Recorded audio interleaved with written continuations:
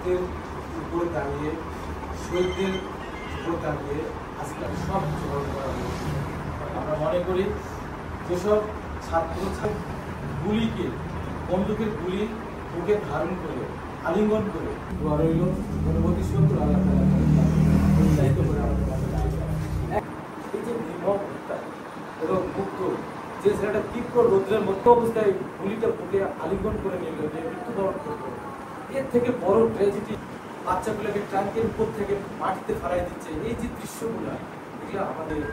দেশটায় নতুন একটা যাত্রা শুরু হয়েছে। এই যাত্রায় আমাদের দৃষ্টি রাখতে হবে যাতে করে আর কখনো এই দেশে গণতন্ত্রকে নিয়ে যে আমাদের আতঙ্ক মানুষের মধ্যে বিরাজ করছে, অপশক্তি যেন